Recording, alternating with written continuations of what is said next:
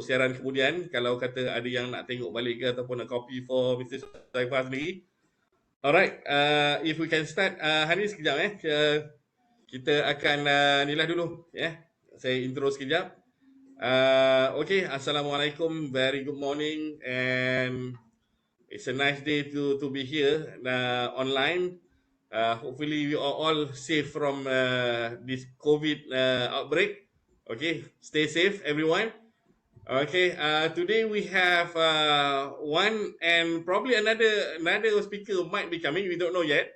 So, but we are very, very, very fortunate that we have today with us the CEO of Petroshift, Mr. Uzaifa. And Mr. Uzaifa will be sharing his long experiences while he has accumulated so much in this industry. And I think we are very, very fortunate to have such a person of his caliber to be sharing with us. So I think this is one of those industry in the classroom that we really, really look forward into.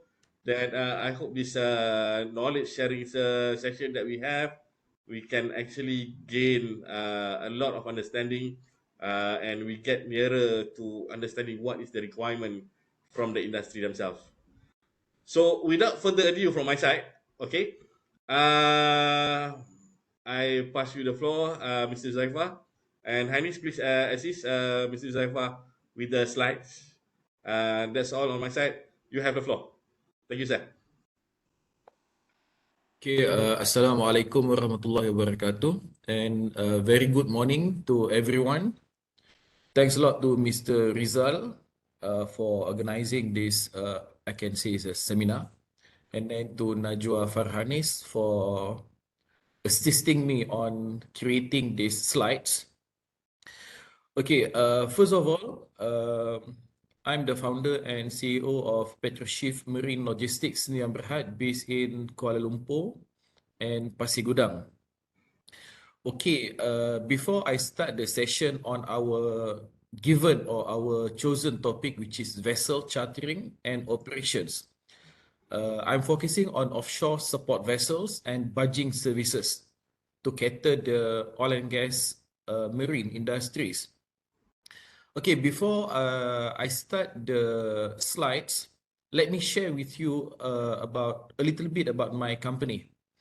So most of the time, people will ask me about what is the definition of Petroshift, because most of the clients or industry players they say it's quite strange because the name is a combination of two languages. So the definition of Petroshift is all about two industry. Petro stands for petroleum, which is in English. Schiff is a German language, stands for vessel or ship. So the pronunciation is Schiff. So means we are focusing on two industry, oil and gas, petroleum, and then Schiff is shipping or marine.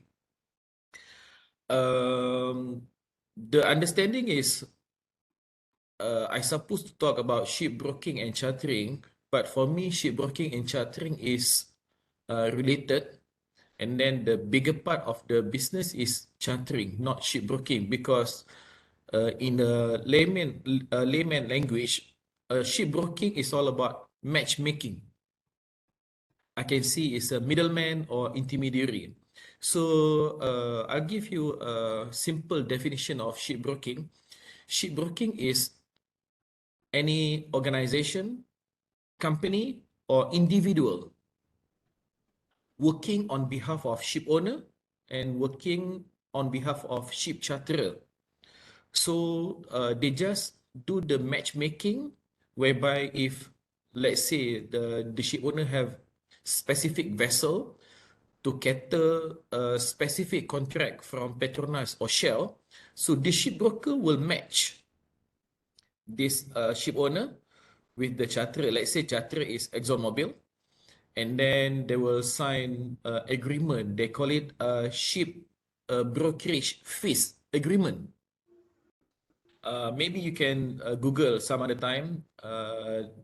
They have a specific association or federation called FONASBA, FONASBA, Federation of National Shipbroker Association. So FONASBA, they have their own form, their own agreement, which is well known and well accepted in the industry. So let's say the shipbroker has a confirmed, or I can say is a firm project from Shell, and then they have the vessel from the ship owner, so they just sign the FONASBA agreement. Whenever the payment coming out from charterer to ship owner, ship owner will be the one as a paymaster to pay the ship broking fees for the said ship broking company. So this is not in the slide. I'm just giving you a simple overview of what it is, what is shipbroker, what is their role and responsibilities. Okay, about the slide, I can control it from here, or someone need to change to first page or second page? Anis, boleh change to second page? Okay. Okay, so vessel chartering or ship chartering. Okay, vessel chartering is the process of renting a ship to move a cargo or to move a human being or to move any kind of equipment, any kind of machineries from one location to another. It could be from port to port, or it could be from supply base to oil platform, or it could be from one port to another vessel. Okay, I'll give you an example. They said one location to another. Not necessarily from one port to one port. It could be from example like say Kemaman supply base. So we load the cargo at the wharf, JT, and then we send the cargo to another vessel, which is something like FPSO vessel, anchored at Anchorage. So we can do a vessel chartering just to move the cargo from wharf to another vessel, which is cannot berth inside the wharf because of a water draft limitation. Okay, point number 2 is CPA. Okay, before that, in maritime industry or marine industry, especially in offshore support vessels, we all love to use short forms. We don't pronounce the whole sentence or the whole terms. That's why whenever we want to charter a vessel, we just say CPA, Charter Party Agreement. We never say the full sentence, Charter Party Agreement. So CPA is a agreement signed between both parties. So made between the parties involved in vessel chartering, namely the charterer and the ship owner. Okay, charter party contains all relevant information regarding the charter, including details of the crew, route, and the lay time. Okay, about lay time, I just want to talk about lay time, a little bit about lay time, because sometimes they doesn't understand what is the meaning of lay time.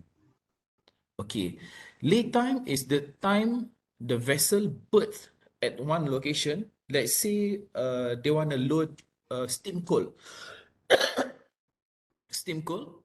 So the lay time is 3 days in POL, port of loading, and maybe 2 days in POD, port of discharging.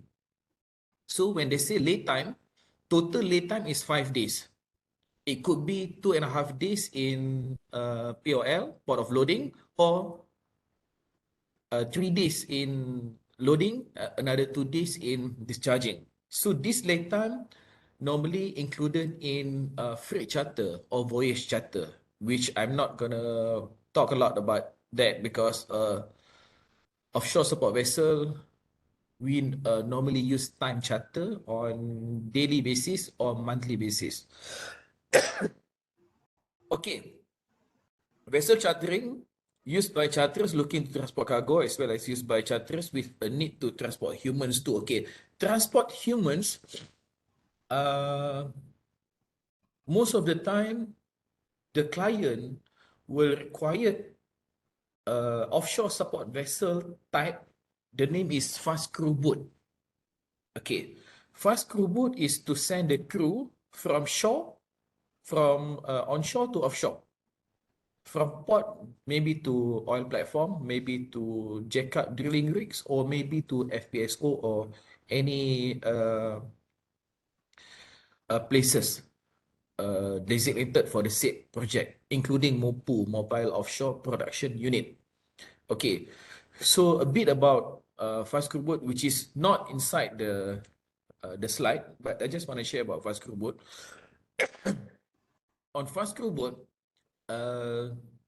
most of the time, the client will ask for two things.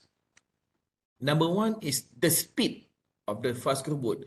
There is a minimum requirement speed of the fast crew boat to be eligible to secure a contract with Petronas. Okay, normally in Malaysia, fast crew boat, Petronas, by hook or by crook, you cannot have a speed below 20 knots. You need to have above 20 knots. Excuse me. So, normally they will ask above 25, but minimum is 20, above 25 knots. But in Malaysia right now, they have even 30 knots of speed because they are chasing time to send the crew to offshore. Number two is the capacity, the reclined seats that can be used by the passenger or the crew need to be transported from point A to point B.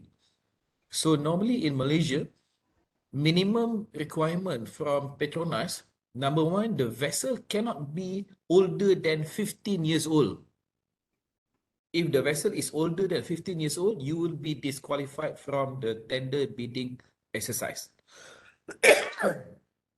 Number two, the speed cannot be slower than 20 knots. Number three, the capacity, it needs to be 50 packs or 70 packs or even 100 packs. Means you need to be fast, you need to be below 15 years old of age, and then you need to have a capacity to bring more crews. If your fast crew boat is old, less than 20 knots of speed, and then the capacity is lesser than 50 packs, then you will be disqualified from the tender. And then one more thing about the speed for that 20 knots, it should be economical speed whereby the engine load needs to be 85% MCR. Okay. That's for fast crew boat. And then workboat or tugs. So this photo, it should be a tug, not a workboat. Okay. So tugs or workboats don't directly transport cargo because for tugboats, it's meant to be for towing or for supply run or for anchor handling. But normal tugboat, towing tug cannot do anchor handling because they don't have specific equipment like shark jaw, tugger winch, capstan. That one is the specification of anchor handling tug supply vessel. So it's stated here, it can perform a towing job. Okay, towing job, very simple. Towing job, if you want to tow a cargo, the towing tug or anchor handling will tow a flat top ballastable barge. Okay, so they will put all the cargoes on top of the barge. They will do lashing or sea fastening to secure the cargo from moving or falling down into the sea. So that one is towing a flat top ballastable barge to carry cargo. But anchor handling tug supply vessel also can tow accommodation work barge or workboat. But here stated workboat. Workboat normally is a self-propel. Workboat, they have their own engines and propeller. But work barge, no. Work barge is just like a big barge with a lot of bunks or cabins for accommodations, or they call it flotel, floating hotel. Okay, point number 3 about anchor handling. Okay, anchor handling normally, okay, this one I touch a bit on technical. So anchor handling, let's say you take accommodation work bus with a 300 pax capacity. What is 300 pax capacity? It is the bunks or cabins whereby the crew can sleep and stay there during the whole projects. So the anchor handling tug supply vessel will tow accommodation work bus with 300 pax cabins or bunks capacity. Normally, they have either 4 or 8-point moorings. 8-point moorings or 4-point moorings means they have 4 anchors on each side of the work barge. So that anchor, of course, cannot go into the seabed by itself or cannot be handled by itself, right? So the anchor handling tug supply vessel is doing the anchor handling job. Maybe anchors retrieval from seabed. So they pull it up and then they put on the deck before they arrange all the anchors into their own places with winch and maybe with mooring buoys. So that is what anchor handling job all about. And then the last one is supply run. Supply runs, the definition is very straightforward. Means supply run running from point A to point B or to point C, bringing supplies. Supplies, we call it food provisions, ship spare parts, marine gas oil, fresh water.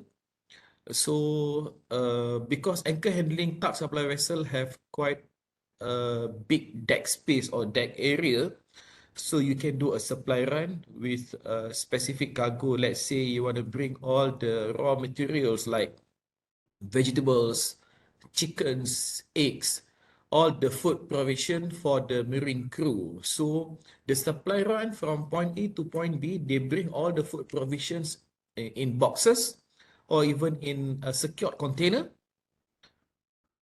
sea fastening on top of the deck space, and then they send it to the locations. Okay, the other slide. Next slide, please. Next.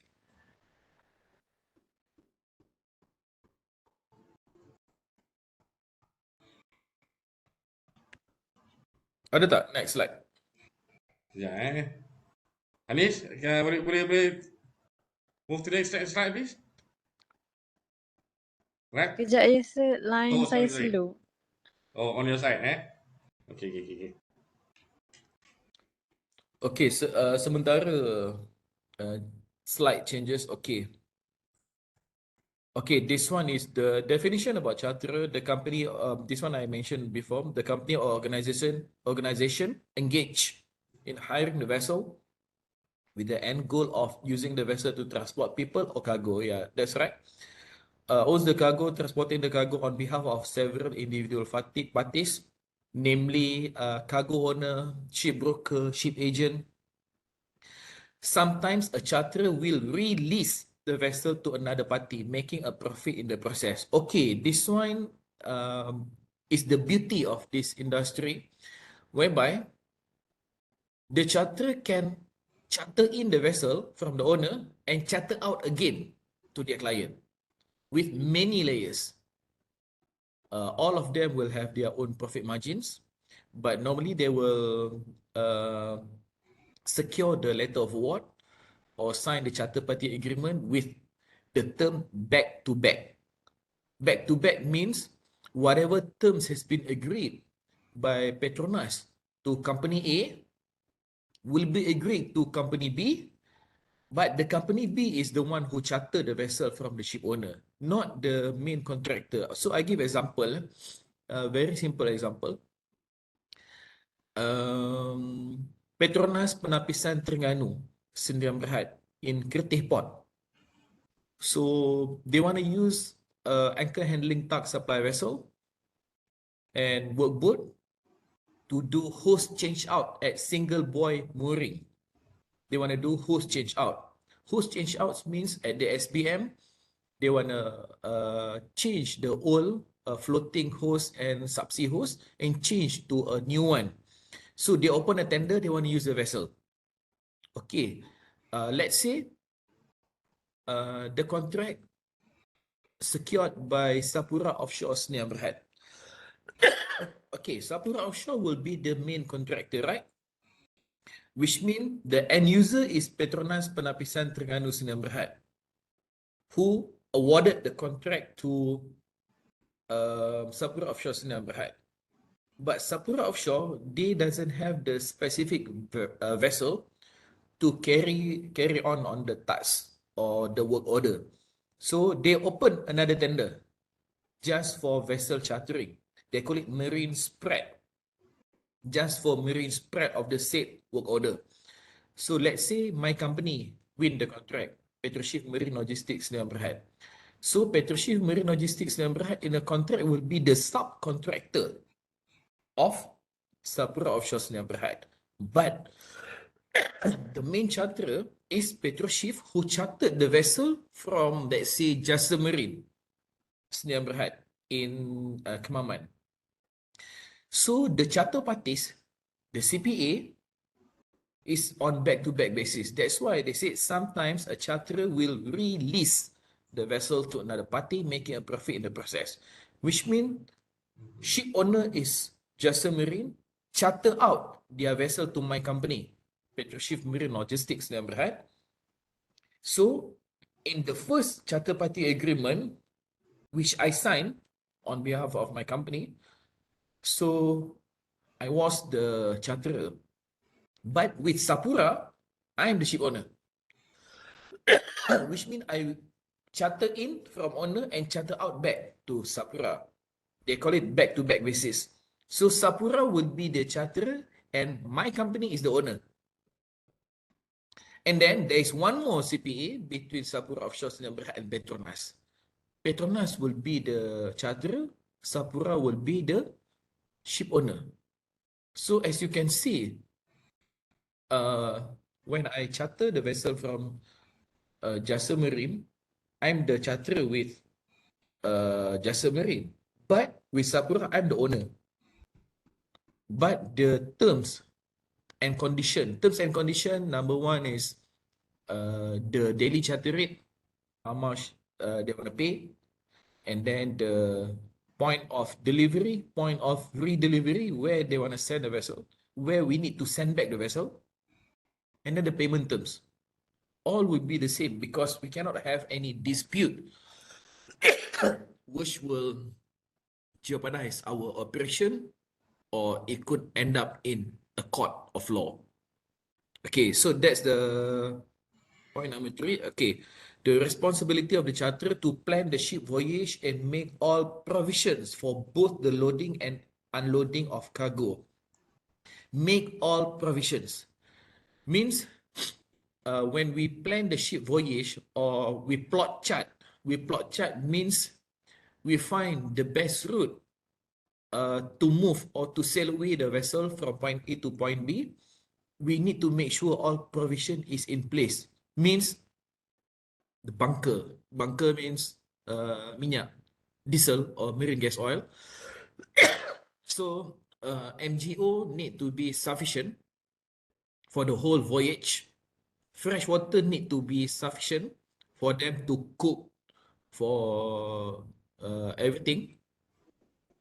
And then food provision need to be ready for during the whole voyage, including all the lubricants, oil, everything.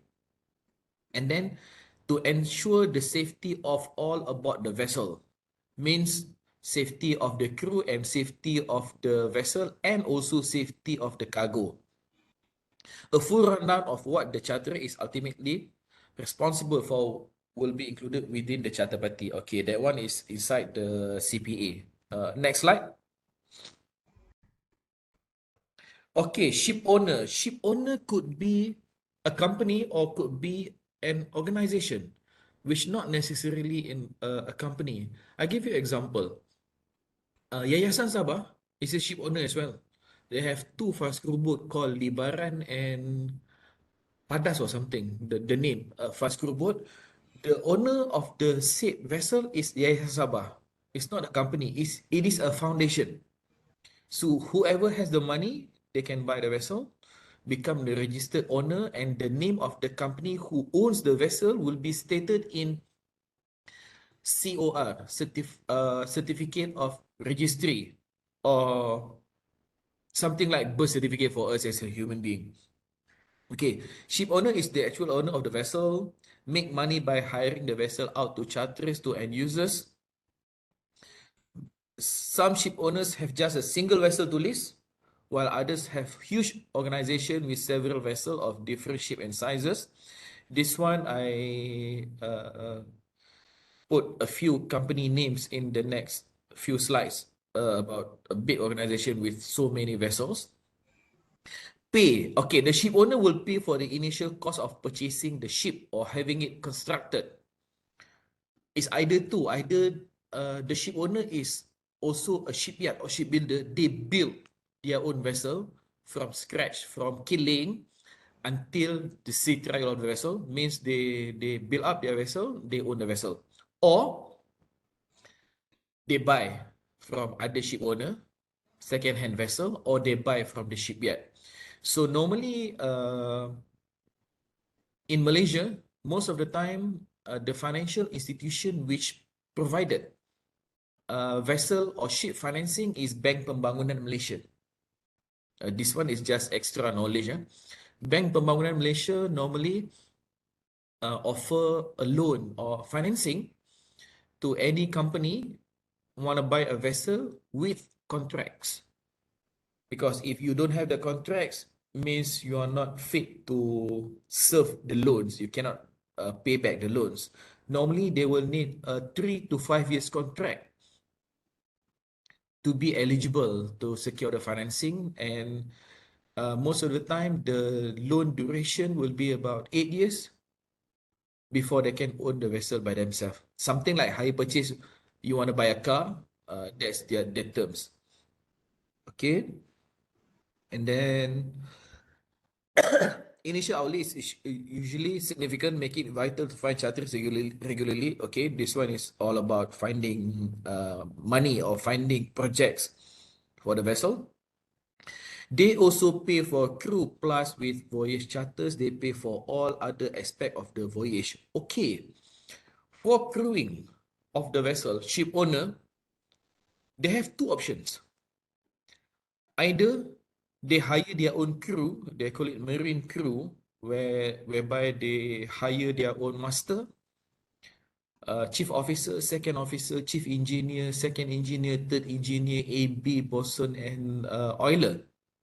Or they will hire a third party company called a manning agency or crewing agency, specifically to handle all of the crews. I mean, their passports, seaman books, their welfare, their wages, and also their certificates as a seaman. Okay, responsibilities of the ship owner: day-to-day upkeep of the vessel. Day-to-day upkeep of the vessel means maintenance of the vessel. Make sure all the training certificates is valid, ensuring that it meets all requirements pertaining to safety, seaworthiness, and more. Okay, meet all requirements. Number one, they need to meet all the requirements from Malaysian Marine Department, or we call it Jabatan Laut Malaysia. They need to make sure all the certificate is valid, and they have their survey by class survey, everything. And then on safety, they need to have their own safety manuals, and then they need to comply with SOLAS and MARPOL. Okay. Organize and pay for such things as inspection and ship registration costs. Okay, inspection. Normally, they have MWS. MWS is Marine Warranty Surveyor. They need to do inspection. Either the vessel is fit to work or not. Okay, this photo is myself in front of anchor handling tug supply vessel with a 12,000 horsepower, the engine 12,000 horsepower with 156 ton bollard pull. The vessel called Sealing 178. This photo taken by my staff at Kemaman Supply Base during our job on March 2022 for decommissioning of floating flare at East Blue Alpha oil platform owned by Jetstone Energy and Petronas Carigalis Yang Berhad. Okay, Najwa, next slide. Okay, this is Malaysian offshore support vessel owners. Maybe later on, all students feel free to visit MOSVA, MOSVE, stands for Malaysian Offshore Support Vessel Owner Association. Okay, Alam Maritim Sdn Bhd actually is Alam Maritim Berhad. It's a public listed company. They have about 40 vessels, some working, some not working, some even lay up, owned by Dato' Azmi Ahmad, which is a Malaysian Bumi Putra entrepreneur. Jasa Marine, I believe UMT will know Jasa Marine because it's in Kemaman. They have a street supply vessel and anchor handling tug supply vessel. If I'm not mistaken, they have about total 23 vessels, SSV and AHTS. Okay, Icon Offshore Berhad is a public listed company. Majority shareholder, if I'm not mistaken, Equinas. Icon Offshore Berhad is two company merge. Number one is Tanjung Kapal Services Sdn Bhd merged with Omni Maritime Sdn Bhd before they changed the name to Icon Offshore. Icon Offshore have a lot of vessels, anchor handling tug supply vessel, anchor handling tug. The difference between AHT and AHTS, I will talk about it later. They also have a platform supply vessel, accommodation workboat, accommodation work barge. Okay, this the Dinastia Jati Sdn Bhd, Dato' Amin, based in Damansara Perdana. If anyone loves about fast crew boat, this company only own fast crew boat. No other type of vessel. They have, if I'm not mistaken, they have about 10 units of fast crew boats working for many oil companies. Same goes to Al-Kahfi Lestari Sdn Bhd, owned by Malaysian Bumi Putra. If you see a fast crew boat with the green turquoise color, that one is owned by Al-Kahfi Lestari. They have about 10 fast crew boat as well. SKOSV is a big company. They have a shipyard. The company called Nam Cheong Limited. So Nam Cheong is the shipyard, is the builder, and then the owner is their subsidiary called SKOSV, SCOM, and SK Hull. Centers Marine Sdn Bhd also have fast crew boat owned by Malay with Chinese Sarawakian Timber Company, and Perdana Petroleum Berhad. Okay, Perdana Petroleum Berhad, the managing director is a friend of mine, which is Mr. Jamal Openg, the managing director of Perdana Petroleum Berhad, also in MOXI, Malaysian Oil and Gas Service Council, and MOSVA, Malaysian Offshore Support Vessel Owner Association. So all of these companies is just 1, 2, 3, 4, 5, 8 companies. But in my database, we have more than 500 vessels for offshore support vessel in Malaysia. This company has total about 200 vessels, something like that. So these all companies are among reputable companies which owns AHTS, FCB, AWB, workboat, and diving support vessel or DSV. Next page. Excuse me.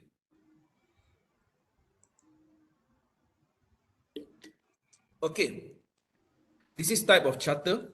Time charter, voyage charter, bareboat charter. I don't want to talk a lot about this because you can read, everything is clear. But for me, easier to understand the basic terms of time charter, voyage charter, bareboat charter. Okay, you can read about it later, but for me, I start with time charter first. Time charter means you charter the vessel based on daily basis or monthly basis. What is included in time charter? On owner side and charterer side. On owner side, number one, they will time charter the vessel, which included the vessel, the marine crew, which means all the crew handling the vessel will be hired and paid by the ship owner. And number three, the crew welfare. I mean the insurance, their foods on board, everything. And number four, the last one is the insurance of the vessel. Only two insurance is mandatory for vessel, not the cargo. So number one is H&M or hull and machinery insurance, which need to be arranged by the ship owner, paid by the ship owner. Number two is protection and indemnity, P&I. You can find P&I club like the ship owners club, many clubs in the world. Normally, P&I will cover something not about the vessel, not about the hull or machinery, or it's about the risk taken in the projects, including oil spill. If let's say there's a collision between one vessel to another, there's an oil spill. The oil spill issue or clean up the oil spill will be taken care of P&I Club. So time charter, you charter the vessel. The charterer get the vessel with crew and insurance only. Means the charterer needs to pay for the fuel, fresh water, port charges. Port charges means inward clearance, outward clearance from port to port. Let's say going out from Kemaman Supply Base, they need to have an outward clearance from custom and immigration. And then next port of call, they need to enter, let's say, Asian Supply Base in Labuan. So they need to do inward clearance in Labuan. Okay, that's all about time charter. Normally, time charter in offshore support vessel, in the next slides, they are using BIMCO Supply Time 2005 or BIMCO Supply Time 2017. Excuse me. Okay, on voyage charter. Voyage charter, not like time charter. Voyage charter, inclusive everything in their charges. But they will charge you on the amount or quantity of the cargo. Normally, they will charge you based on tonnage or per ton or per cubic meter. Per cubic meter is the size of the hatch or compartment of the cargo holds inside the vessel. So, to really understand about voyage charter, okay, let's say you want to charter a Panamax bulk carrier vessel to bring steam coal from Balikpapan, Indonesia to TNB Jana Manjung. So the capacity is 80,000 ton of coal. So they will calculate the voyage from Balikpapan go to TNB Jana Manjung. How many days of sailing, the usage of the bunker, everything. And then they will come up with one number. Let's say, okay, they said from Balikpapan going to TNB Jana Manjung, 5 days voyage. The freight charter or voyage charter per ton will be $10, means 45 ringgit right now, right? So that freight charter per ton of RM 45 ringgit per ton will be inclusive the vessel, crew, bunker is bunker fuel, and bunker water, fresh water. Bunker fuel, bunker water, and also the port charges. But normally for voyage charter, they will have their own lay time. Okay, let's say from Balikpapan going to TNB Jana Manjung, 5 days. The freight charter cost per ton is USD 10, right? but they have their own terms. Let's say in that USD 10, delay time is only 6 days. 3 days at port of loading, 3 days at port of discharging. If there is a delay, there will be a demurrage cost. Demurrage is some sort of penalty. Demurrage will be charged every day. So you late one day, let's say USD 12,500. So the next day they will charge you again and again until you finish the cargo. So that one is a voyage charter. Bareboat charter, I can say is the most headache one because you take an empty vessel, no nothing. What is the meaning of no nothing? Number one, the vessel has no crew on board. You need to hire your own crew, manage your own crew, get all their certificate done, and then their passport, their seaman book, and then take care of their wages and welfare.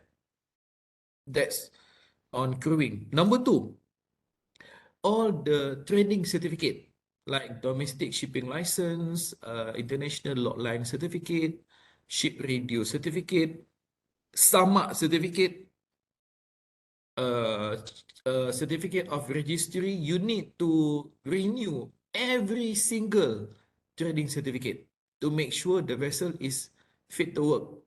Number three, you need to do annual survey, class survey. You need to do docking. Docking means maintenance or repair. You need to get the bunker, fuel, bunker water, and also you need to settle all the port charges. Means, if let's say I have a long-term contract with Petronas, let's say 5 years. In order to get more profit margin, but with more headaches, I will go for a bareboat charter. I will find any ship which the owner will give me very low charter rate per day or per month. But he said, Huzaifa, you take care of everything. I bareboat charter to you. Means crew, maintenance, trading cert, docking, everything is on me. But I will take the vessel very, very cheap. If let's say for time charter, no headache for me because everything will be taken care by the owner. I just fuel up the vessel, pay the port clearance, and I can cast off or sail away. But that one is time charter. Normally we use for daily basis, monthly basis, or even 1 year, 2 years. But if let's say we are looking for a contract like a harbor tugboat in ports, the contract normally 5, 7, or 10 years. So I might as well go to bareboat charter. So to summarize this type of charter, time charter means charter the vessel, but fuel and port clearance is on you, the charterer. Voyage charter, everything all in. Bareboat charter, nothing. Zero. You need to take care of everything. So all the definition you can read later. So I just simplify to make a better understanding of these three type of charter. Next slide. Next. Okay, this one is under charter cost and arrangement. This one I've spoken before. Crewing, training certificate renewals, annual survey, docking, bunkering, and document of compliance. This one, normally I have to take care of it if I bareboat charter of the vessel. Next slide.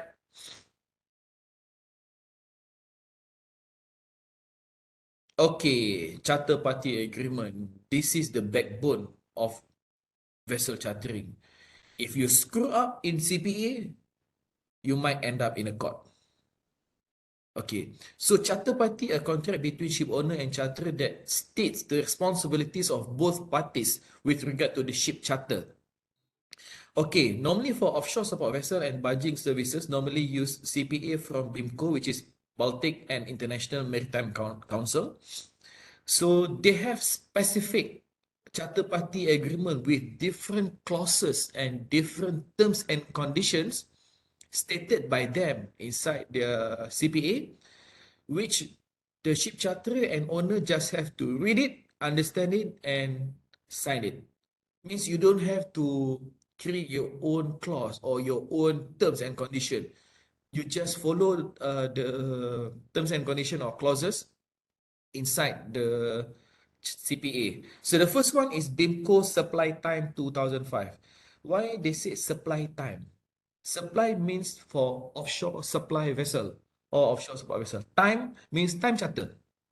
So that's why they said supply time. So Petronas, Shell, ExxonMobil, Inquest has many big oil companies. They will use BIMCO Supply Time 2005 or the latest one, BIMCO Supply Time 2017. Okay. Number two is BIMCO Batch Hire 2008. This one is specific for you to charter a batch. Either you want to tow an empty batch or you want to bring minerals, cargo, something like dolomite, ball clay, sand, steam coal, everything. Normally they will use batch hire 2008. And then TOCON. TOCONs mean towing contract. Means in TOCON, they will ask the specific technical specifications of the towing tug needs to tow the barge, and what is the barge size, the gross tonnage, net tonnage, the deadweight tonnage, DWT, the LOA, everything. So it will be stated inside BIMCO TOCON. In BIMCO CPA, both ship owner and charterer needs to clearly state, okay, number one, they said on higher location and off higher location or delivery. Delivery place is on higher location, off higher location. On higher location means where you want to start the charter counting. Means let's say I want to charter anchor handling tug supply vessel. The on higher place needs to be in Kemaman supply base. On what time, on what day. So let's say 1st December 2022, I want to hire a vessel in KSB, wharf number 1 or wharf number 2. That's the on hire location. Off hire, to make the charterer and ship owner easy to calculate the charges, everything, on hire location and off hire location need to be the same. If not, they will charge you mobilization cost or demobilization cost. Let's say I on hire the vessel in Kemaman supply base, but I don't want off hire in Kemaman supply base. I use another option. I off hire in Tok Bali supply base in Pasir Puteh, Kelantan. So I start the journey. I start the charter in KSB, but if I want to off hire in TBSB, I need to pay demobilization cost. Demobilization cost means the cost of the crew to bring that vessel from KSB to TBSB with the fuel consumptions from KSB to TBSB. So I didn't put that inside because I want to talk about it on mobilization cost, or they call it MOB cost. That's why I told you in the beginning, in shipping or marine, they never use the whole sentence. Normally they say, okay, where do you want to on hire this vessel? Where do you want to off hire? And then, is there any MOB cost? MOB means mobilization and demobilization cost. Normally they wouldn't ask you what is the rate, what is the price. No, they will say, what is the DCR? DCR is daily charter rate. Remember, DCR is only for time charter. You don't see DCR in freight charter or bareboat charter. Okay, project location will be stated inside the CPA. Let's say my job is in Bintulu Port for host change out or underwater inspection in lieu of dry docking. So I need to state the project location inside the CPA. And then the scope of work means what is the scope of work that the vessel gonna do? Maybe it's only for towing, or it's only for anchor handling, or maybe it's only for escort. Escort means the vessel is not doing anything. We just sail nearby to another vessel just to monitor the vessel, the safety of the vessel from piracy or from any threat at ocean. Okay. Payment terms and special clauses to be agreed together. Okay. This one, before they sign the CPA, the owner and charterer will negotiate on what is the payment terms. Maybe full advance payment, or maybe partial advance payment, or back to back. Back to back means once Petronas pay me, I will pay you. Once Shell pay me, I will pay the ship owner. But some ship owner, they want to have a financial, I can say financial security, because they don't want to get in trouble if Petronas pay my company, but I never pay the ship owner. So they ask for advance payment. So you just imagine if accommodation work batch with 300 packs of capacity, the charter rate, time charter, yeah, no fuel, no nothing. Accommodation work batch, 65,000 a day. Let's say I secure a contract of 1 year, and the ship owner asks me, Huzaifa, Petroshift need to pay me 1 month advance payment of the DCR before mobilization of the vessel. So you do the math, 65,000 a day, you times 30 days. So I have to pay in advance before I got paid by the client, Petronas or Shell. So this industry is a lucrative industry, but it is a capital intensive. If you don't have money, bye-bye. Okay, next slide. Okay, this one is BIMCO Tokon. I couldn't see big enough here, but I remember whatever stated here. What is the ship owner details? What is the charter detail? What is the towing tug details? GRT, NRT, DWT, LOA, everything. And then start towing where to where. So everything is there. Maybe I can give a second, third page later. This one is just a sample of Tokon for towing contract. Next slide.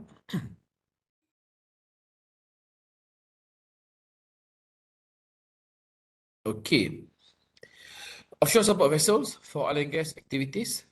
Okay. Petroleum Marine Logistics Sdn Bhd focus on oil and gas projects for upstream E&P, exploration and production phase.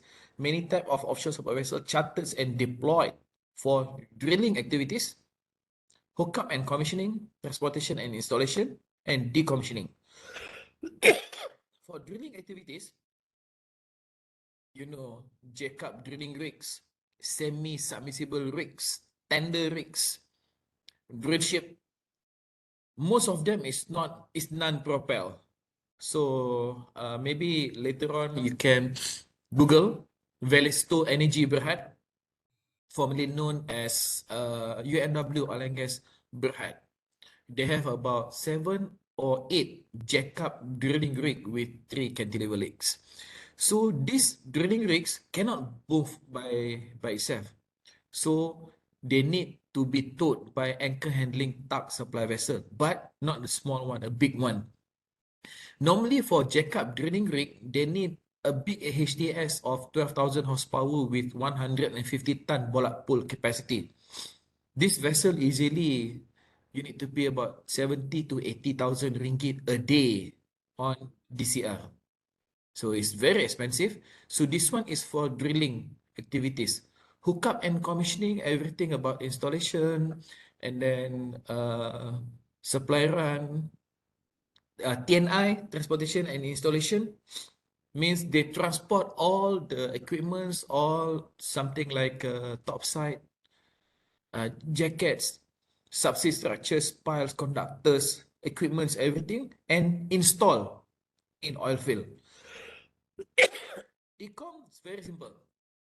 Decommissioning means, let's say there's an oil field, no more oil, or very small production. Maybe they've extracted 80% or 90% of the oil from the oil field. So they need to shut down the oil field. So they do decommissioning. They do plugging, and then they cut the production pipe, and then they take the top side. They take out the top side, and then maybe some top side or some oil platform, some they just leave it there. I don't know, maybe they leave it as a tukun or something. Or if I'm not mistaken, in Sabah or Sarawak, they've abandoned very old oil platform, and then a private company buy the old oil platform and they change it into a scuba diving area. You can Google in Sabah or Sarawak. I came across this thing. So normally after they decom means they seal the oil well. They plug the oil well, means no more production, and then they leave it there, but they take whatever they want to take, like the platform or not. So decommissioning, they need to use a lot of vessels to do decom, because they need to use anchor handling tug supply vessel. They need to use heavy lift vessel. Heavy lift means they have a very big crane capacity, 5,000 ton, 3,000 ton, or the biggest heavy lift vessel in the world, owned by Herima offshore contractor. They have 2 units of crane. Every single unit can lift up to 10,000 ton. Mean one vessel can lift up the whole oil platform with a 20,000 ton lifting capacity. So I'm just sharing a little bit on drilling, hookup, TNI, and decom. This is what we do the most. Next slide. Okay, this one also I have already spoken before. Anchor handling job, towing, supply run for AHTS. Okay, before I get any question about what is the difference between AHTS and AHT. Just as, right? AHTS is anchor handling tug supply vessel. AHT, anchor handling tug vessel. Okay, AHTS, they have a bigger deck space whereby they can do supply run. So that's why they call AHTS supply. Number two, they have a bigger capacity of bunks or cabins. Means they can carry more passengers. Bollard Pool, it could be the same. It could be the same. I give you example, anchor handling tug supply vessel with 5,150 brake horsepower will have a 65-ton bollard pull of strength capacity. But AHT, normally they have about max 25 packs bunks, but AHTS, they have 42 packs. Means if Petronas want to hire AHT or AHTS, let's say they want to bring cargo as supply run, they need a bigger deck space. And they need to bring more passenger or surveyor or charterer representative. So they need a bigger bunk. So they will go for AHTS instead of AHT. A fast crew boat, I already talk about speed. How many packs can be carried inside the fast crew boat? LCT. Okay, this is quite interesting because LCT stand for Landing Craft Tank. The vessel history way back to 1940 something, deployed by US Army and British Army. LCT is a self-propelled vessel. It looks like a barge, but they have a sidewall and ram door whereby the truck machineries like crawler crane can go inside the deck using the ram door. Ram door is like a mouth, you know, you can open up and you can put it down. And then LCT is meant for shallow water because of the hull design. And then it is cheap. It can bring a lot of cargo because it has a big deck space, small engine, which means you don't pay a lot of fuels. So fuel consumption is very fuel efficient. The DCR is also cheap, less than 10,000 a day. Normally they will do transportation of food provision, fuel, fresh water, ship spare parts, everything. So this is about the HTS, FCP, LCT, and many more vessels I can share later. Next. Okay, accommodation work batch, non-propel. There is a word non-propel or self-propel. Means they have their own propeller, they have their own engine, and they have their own generator, everything. But this one, AWB or accommodation work batch, is non-propel. They need to be towed by AHTS or big towing tug to move the AWB from one point to another point. Okay, flat top ballastable barge, same like AWB, but flat top ballastable barge is not meant for carrying human. AWB is meant for carrying human because they have a lot of bunks or cabins. The biggest I saw in the market is they can carry up to 400 packs of passengers. With the height of the accommodation, I can say it's about 5 stories or 6 stories. They have gymnasium, mess room, they have laundry room, they have offices, they have meeting rooms, and they have bunks or cabins for them to sleep. So that's AWB. But for flat top ballastable barge, as you can see, the word flat top means it's a flat. No side wall, no ram door, no nothing. They just have a bollard for mooring, and then there's a ballastable barge. In Malay, we call it tongkang.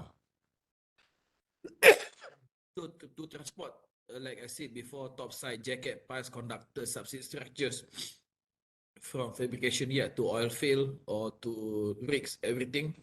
Non-propel and will be towed by HTS vessel after sea fastening completed. Before sea fastening has been done on top of the barge, they need to do gas check. Why? Because if any gas left inside it, you do the welding, the sea fastening, the sparks will go inside the barge, catch the gas, and there will be an explosion. So that's why you need to do gas check before sea fastening. Next slide, please. Okay. This job, AHTS anchor handling tug on towing job. The rate AHTS is towing the black flat top barge, which carry 1,200 offshore pipelines from Kuantan Port going all the way to Brook Dockyard in Kuching. And then this job specifically for 3 oil platform called E6, E8, and D35, owned by Shell, Sarawak Shell Berhad. Before they ask me what is the usage of these offshore pipelines, these offshore pipelines, they will connect all the pipelines, they will lay on the seabed to transport the crude oil between one platform to another. So this is the real-time project of mine in Petroshift. Next slide. Okay, this one just recently, if I'm not mistaken, this one is on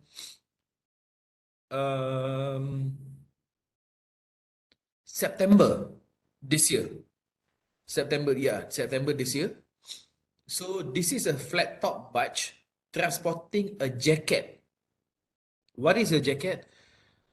In a simple language, jacket is the leg of oil platform. The upper side, the something like a box in the next slides, it is a top side. The top side will sit on top of a jacket. As you can see, it has 3 legs, and you can see a hole on that.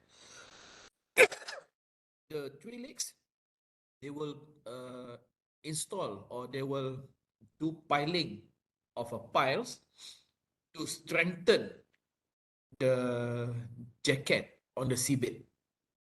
So this one we do with Sapura Offshore Sdn Bhd for HES Bergading Phase 4 this year. We just completed this project. Next page.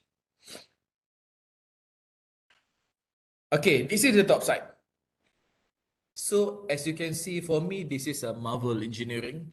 This is a heavy engineering, whereby Sapura Fabrication Yard in Lumut, they constructed this top side. They fabricate 3 top side, but this photo, as you can see, is me with a Sapura manager, and you can see one female student and one male student from Ranako and UiTM. Brought them to Sapura Fabrication Yard in Lumut, if I'm not mistaken, on August this year, to watch the load out of 2 top sides on top of flat top balsable barge, which towed by 5150 BHP anchor handling tug supply vessel, en route for Bergading Phase 4 in Kelantan water. So as you can see on the photo, 2 top side on 1 flat top barge. So they do the sea fastening, and then they do the towing. The journey, as you can see, from Lumut going down to Johor, and then they go up to Kuantan, Kemaman, all the way up to Tok Bali Supply Base. They refuel at Tok Bali Supply Base before they go offshore about 200 nautical miles of distance from Tok Bali Supply Base to HES Bergading Phase 4. So this is the project called TNI, Transportation and Installation of Topside Jacket and Subsea Structures. Okay, next slide. Okay, the same one. This is me, and this is my Chief Operating Officer, Mr. Lokman. Unfortunately, he cannot join us. Otherwise, he can talk about operation of a vessel, because right now, while I'm talking here in my office, by 1 p.m., another 1 hour or something, we need to go to Johor Port to do bunkering of marine gas oil by road tanker at wharf in Johor Port for our tugboat towing a barge for Sapura Offshore, and the project is for BSP, Brunei Shell Petroleum Salman project in Brunei. So maybe later about vessel operation, because I'm alone here. Mr. Lokman unfortunately cannot be with us to share our humble experience. So next page. Okay. I don't know, either all of you can find this kind of quite well organized or quite details on the processes for us to do charter. I use this kind of CFD, charter flow diagram, because many years ago, when I studied information technology, there is called DFD, data flow diagram. So I just put the process from A until Z. So number 1 is a market survey. Market survey is the end user, the client. They want to survey either their project needs this kind of vessel, and the vessel is available in the market, and what is the commercial side of it. So the first one is they will send market survey. If we are eligible, they will send ITB or invitation to bid or request for quotation RFQ. After that, we need to submit technical proposal and commercial proposal. If let's say we got selected, they will send letter of intent or LOI. And then we need to submit the trading certificate. Trading certificate is the, I can say, birth certificate of the vessel. They have a lot. Trading certificate, they have ship registry, domestic shipping license, ship radio certificate, SAMAK certificate, international load line. Crew matrix means crew list. You need to have the list of the crew from A to Z with all their seaman book, all their certificate. Okay. After that, if let's say ada rezeki, we got the letter of award or purchase order from the client. Once we get the LOA, we need to draft the CPA. In this CPA ongoing negotiation, we will send the draft first. They will see. Your legal department will finalize all the terms and conditions before we sign it. And then invoicing means they have to pay, do the payment, do the on-hire bunker survey. Sounding means you check the balance of the fuel and fresh water on the tanks, every single tanks, 5 or 6 tanks on every vessel. So the process called sounding. After you do on-hire bunker survey, you come out with the on-hire bunker survey report signed by both parties, the charterer, the chief engineer, and one more third-party surveyor. And then we do the bunkering. Means either you do STS, ship-to-ship transfer, or like what we're gonna do in Johor Port 1 hour from now, we buy marine gas oil, but the mode of transportation is road tanker. The road tanker will go inside the port, go to the wharf, connect the hose to our tugboat or AHTS, and then they start the bunkering. That one is at wharf or jetty. STS means our vessel outside at the sea or anchorage. We hire or we get other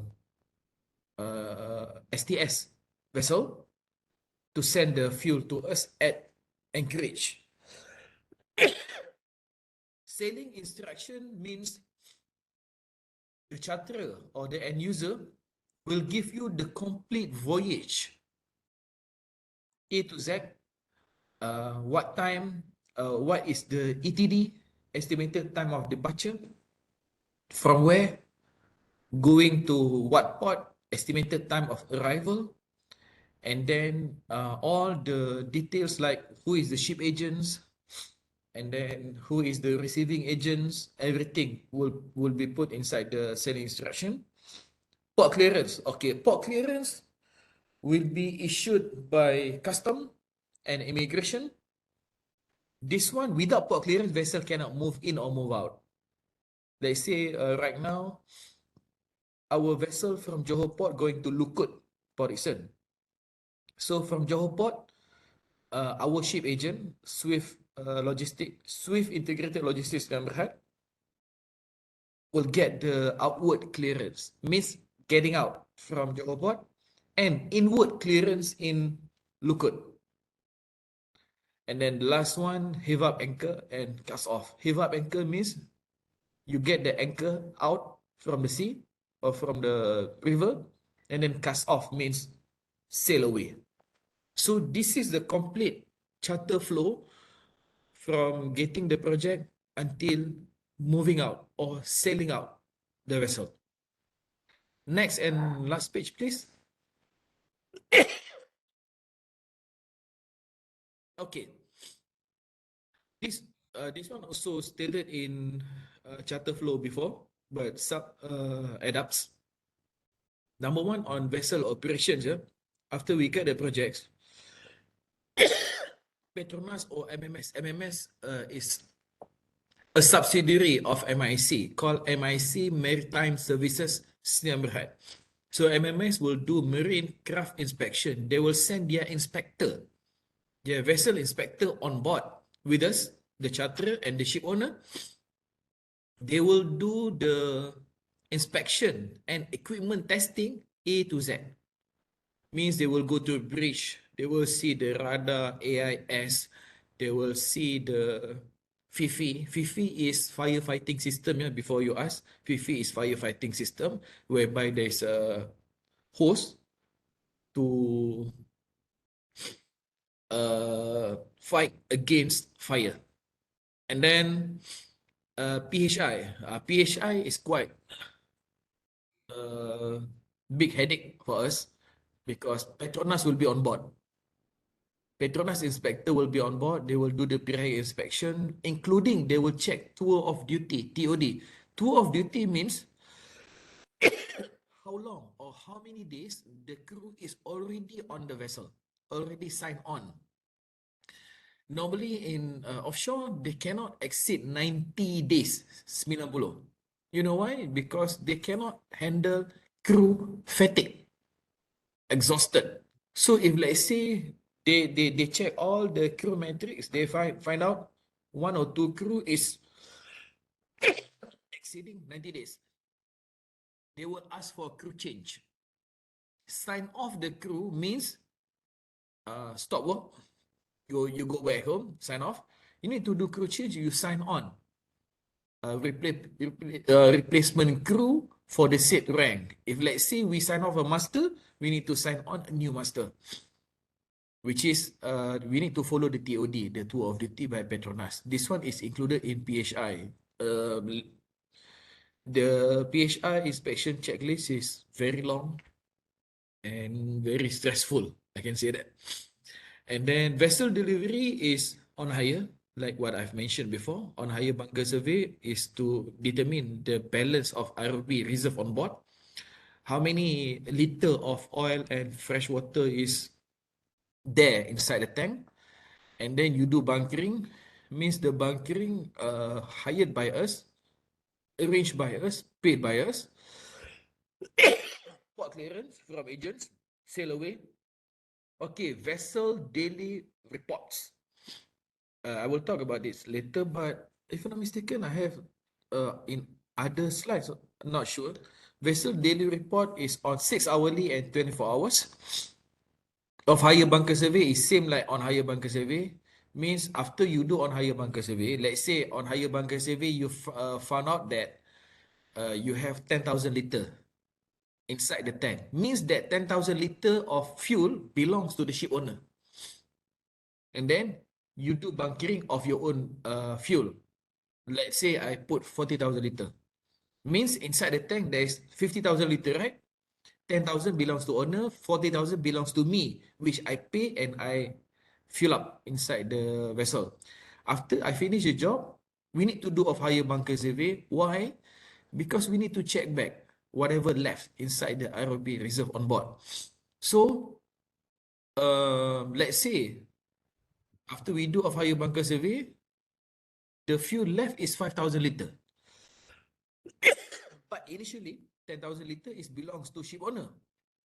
So I have to pay the shortage, the 5,000 liter.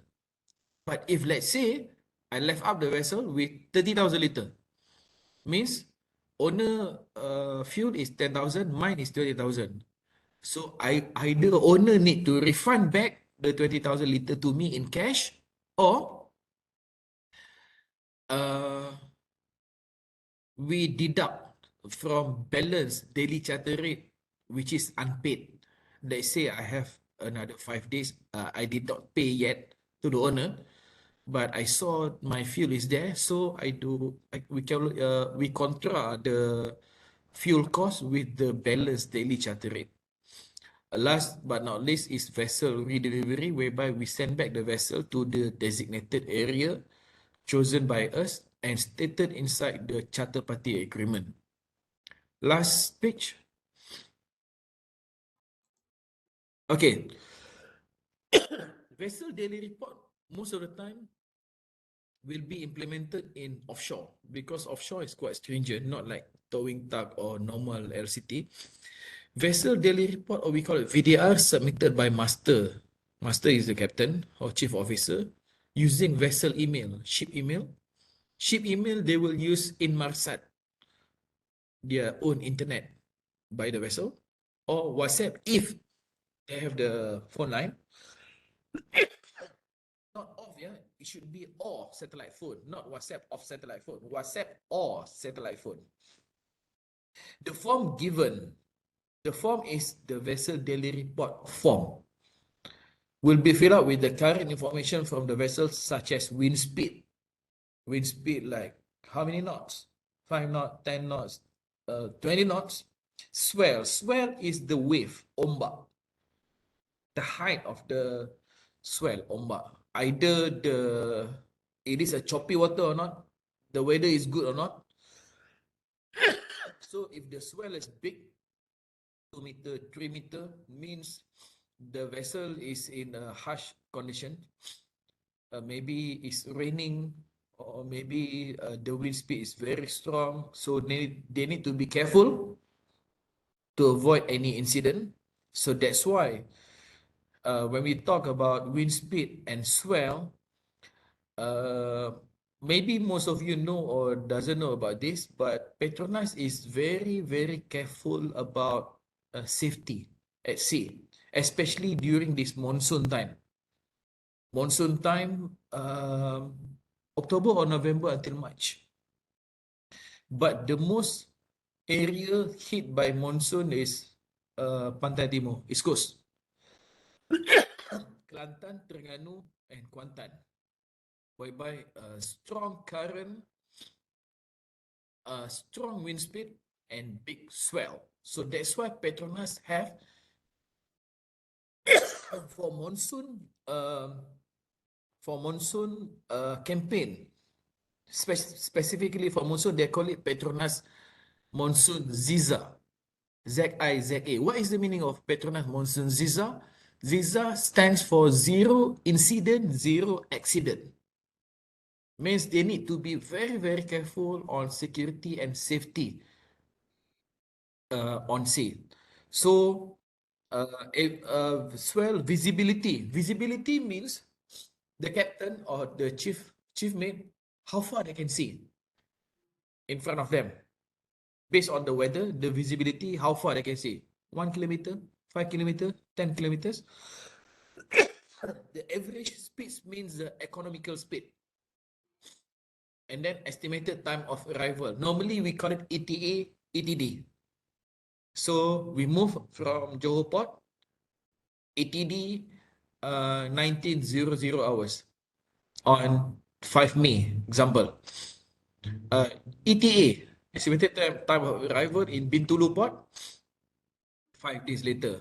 What time? So the ETA will always be changing based on the weather, wind speed, and vessel speed. Excuse me. And then vessel location coordinate. This one is the coordinate of the vessel. So the coordinate will move accordingly. Marine gas oil, ROB, means reserve on board. Freshwater, ROB, they need to update inside the VDR. And crew total day on board. This is what I told you before about the tour of duty, TOD. VDR is mandatory and crucial in vessel operation. This one is for monitoring purpose, to know whereabouts of the vessel to ensure the safety during voyage or passage during one point to another, especially when the vessel is passing a piracy-prone area. They say in the world, have you heard about Gulf of Eden? In Somalia, there's a lot of piracy attack. This one is a piracy-prone area. So far, I believe I finished all the slides. And maybe Tuan Rizal has anything to comment or to add up. The floor is yours. Thank you very much, Mr. Zaifar. very most detailed and profound knowledge in the area of offshore, offshore vessels and how the operation, how it's done. Definitely a good plus for this class today. So, fellow friends, my students, do we have questions so far for Mr. Zaifa to answer? You can use in the chat box at the side, or you can raise your hand and put up your question. Okay, we have one here in the box. Assalamualaikum, Mr. Zaifa. My name is Najwa. My question is, who conducts the market survey? It's rather simple. Okay, if you don't mind, Mr. Zaifa. Okay. Thanks, Najwa Fahanis, for the question. It is a good question because we need to know who will conduct the market survey. The market survey will be conducted by the project owner, by the end user. In these oil and gas activities, normally the market survey will come from Petronas, which is the oil field owner, Shell. In Kemaman, most of the time will be ExxonMobil, Hess, Inquest, or even market survey from the main contractor, like Dayang Enterprise in Miri, Sapura Offshore, whereby they have secured the contract from Petronas. So they will do the market survey to survey on the availability of the vessels, when available, the technical requirement of the vessel, either available or not, and then market survey also, they will ask for indicative pricing, not really final price, but they will put a range. So let's say they want to charter platform supply vessel with this size and that size. They will ask us, either we have the specs according to their technical requirements, and then they will also ask us about the mobilization cost, demobilization cost, and also the DCR range between what number to what number. If let's say we answer everything, this market survey, the same market survey, the same company who issued the market survey will invite us for ITB, invitation to bid. So the answer is, for oil and gas activities will be the project owner or end user or the main contractor. But most of the time will be the big oil and gas company, like I mentioned earlier.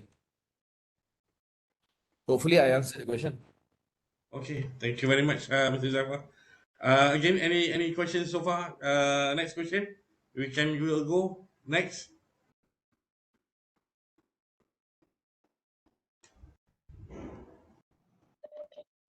Yeah, good morning, sir.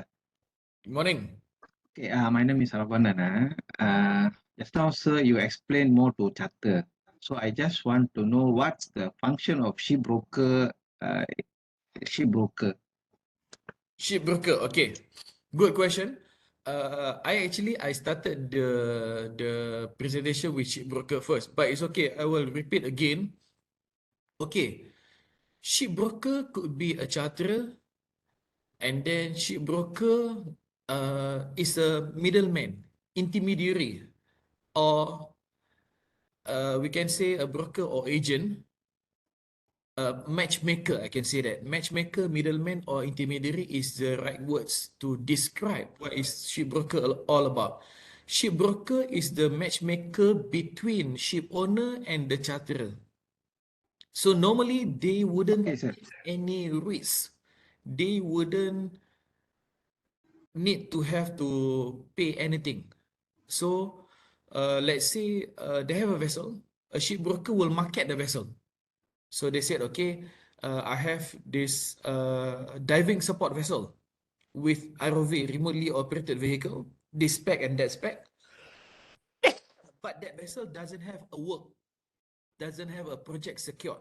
So this shipbroker will start to market or promote the diving support vessel into the market by their channel of network or maybe their database.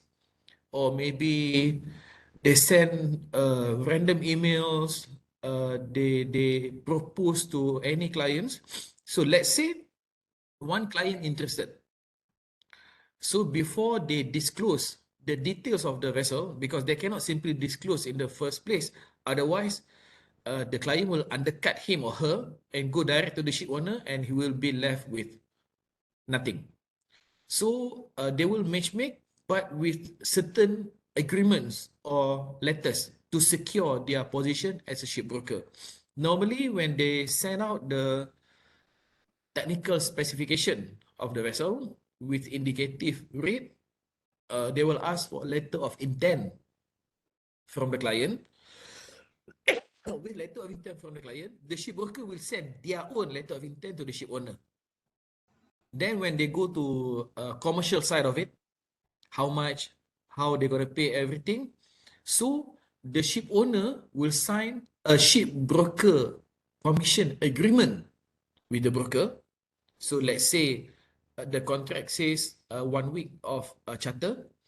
So after they sign the ship broker agreement between ship broker and the ship owner, then the ship broker will match these two companies before they sign their CPA. So once the charterer signs CPA with ship owner, charterer pay the ship owner for the agreed daily charter rate. Ship owner will pay the commission fees or the ship brokerage fees to the ship broker according to their agreement. Normally, they will use either two. Number one, maybe on markup basis, how much, or on percentage basis. Before you ask this, I will answer that. Normally, the rate of ship broking is between 1 to 5% from the price of the charter. I mean, daily, monthly, or one time? Or only satu kali makan? Or It could be satu kali makan or it could be berkali-kali makan. It depends on the agreement between the ship broker and the ship owner. If let's say the contract is monthly basis, let's say the contract is 6 months, so the ship owner will sign the ship broking commission agreement fees with the ship broker, stating that something like maybe 1 month 50,000 daily charter rate, monthly charter rate. So the broker will get 5,000 a month. So as long as the contract is continue, the payment received, the broker will get on monthly basis. do broker have any liability or any legal, legally bounded on this contract? No. Broker is very safe.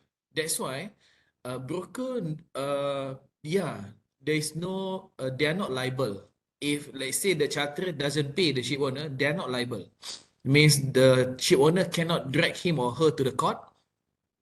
Not much risk because they just signed a broker agreement. And there's also a risk if let's say the ship owner become greedy or stingy, they just throw away the broker agreement, they don't pay you.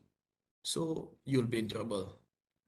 But you're not liable. But charterer, you are liable. Means if let's say Petronas doesn't pay me, I still have to pay the ship owner. If not, the ship owner can drag me to court of law and arbitration. So ship broker is very safe. They don't have to use their own money.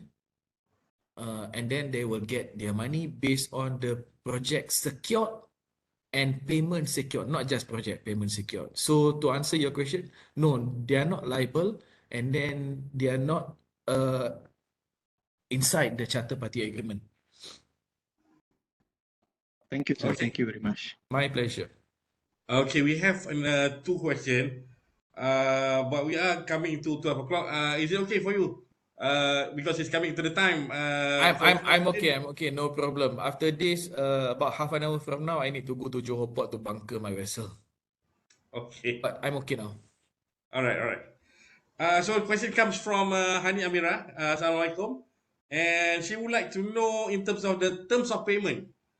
Okay. The Okay. term of payment, how the charterer gets paid, or in what form? Does it come in lump sum or some sort of progress payment, or what's the form of payment? She wants to know Okay, about that. that's a good question. Number one, terms of payment, most of the time it's only two type of payments. Number one is back to back. Back to back means client pay you, you pay the owner. It means if let's say Petronas pay you now, you take the money, you take your profit and you pay the ship owner. That one is back to back. The other one is advance payment. Okay, advance payment, the mode of payment, it could be by cash.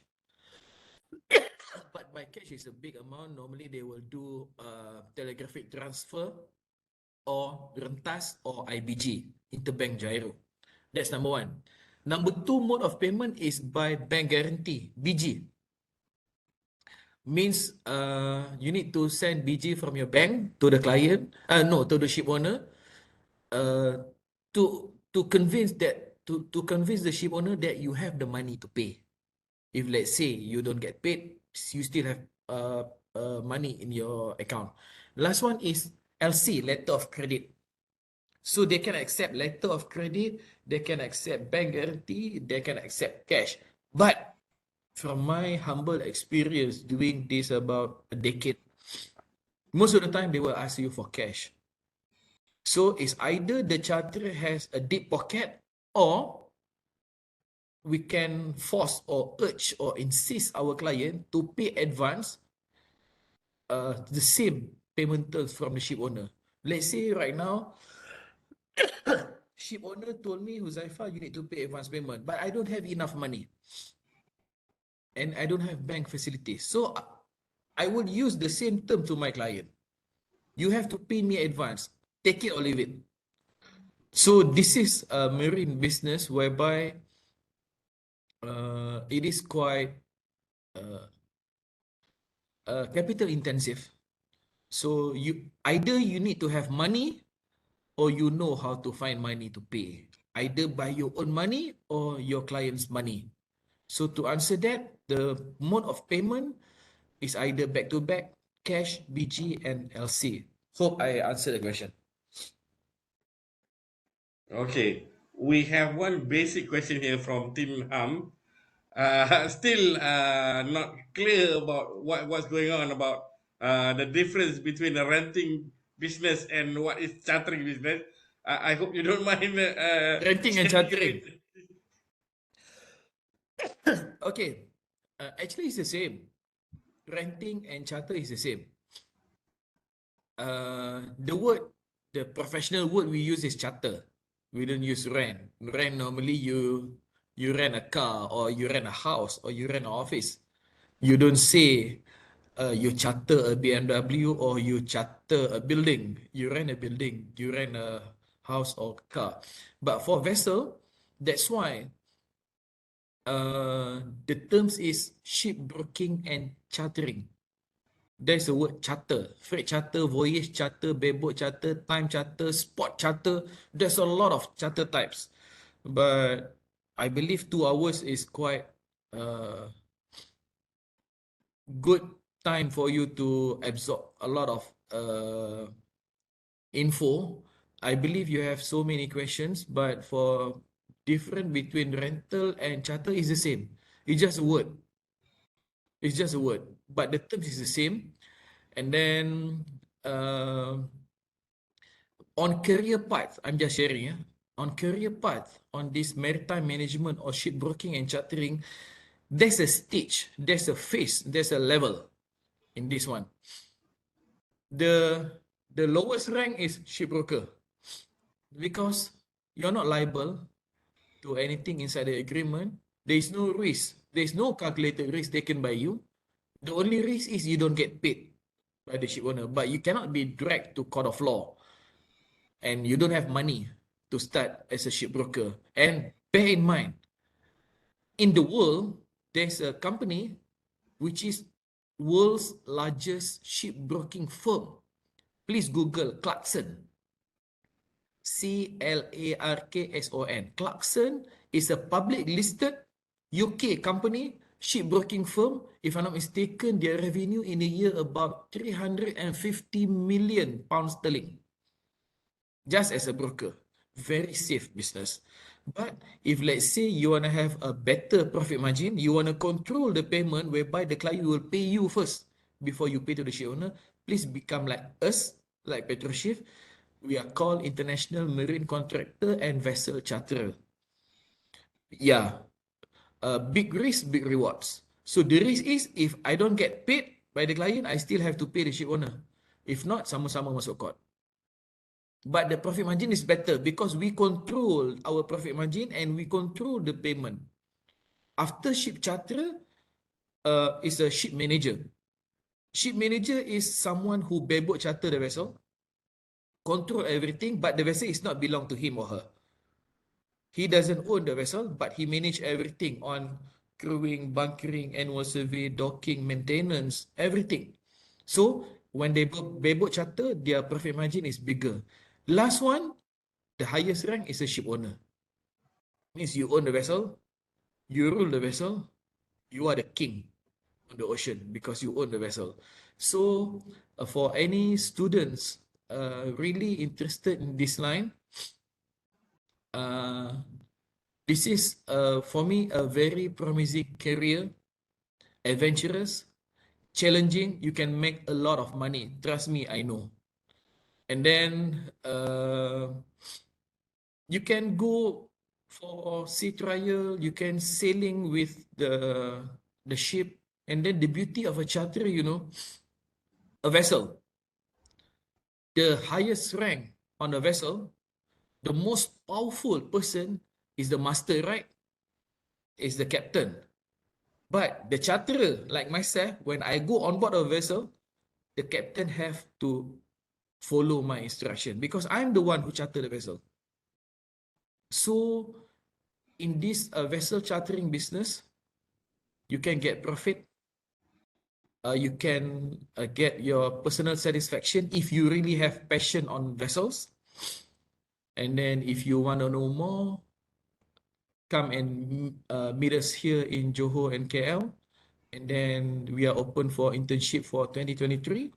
And then I'm proud to share since October 2019, I do some articles. I wrote few articles on my humble experience with our own projects inside Facebook. Please go to my Facebook. My Facebook called Saudagar Kapal. I'm the only Saudagar Kapal in Malaysia. Means I mean nama glamour lah, I can say that. And then you can go to my other company page in Facebook, Petroshift Marine Sdn Bhd, not the other one. This one, Petroshift Marine Logistics Sdn Bhd, is my company in Johor. That one is in KL. So I do the write-up, the articles called Aku dan Kapal. In Bahasa Melayu, layman language, easy to understand, even though you know nothing about the vessel. God's willing, inshallah, you can understand. So I've already wrote 24 episodes since October 2019 until today. Actually, I'm gonna write next month on our next topic on episode 25. So if you want to know more about ships, business in shipping, about a little bit about technical and commercial of shipping, or you want to do business like us in marine contractor and vessel chartering, please read the Aku Dan Kapal until episode 24 because inshallah God's willing in next year 2023 I'm gonna launch a book called Aku Dan Kapal with 40 episodes, but you only can find the free 30 episode in Facebook. Another 10 you will only can find it in my book. So you can read it there. Vessel chartering topic also there. Excuse me.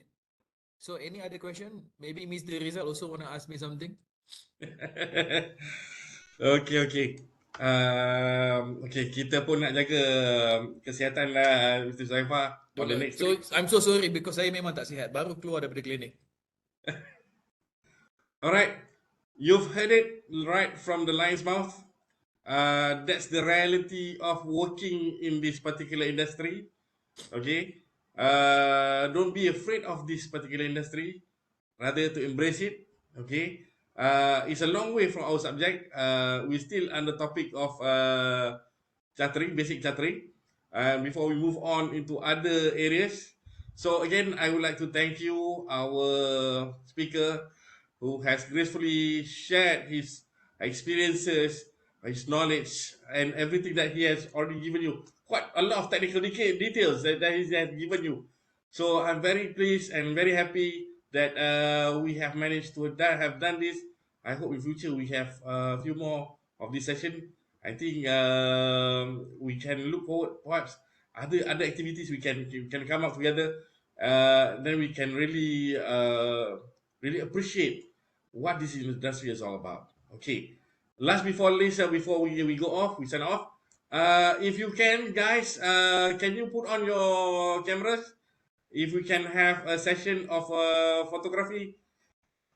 Photography screenshot.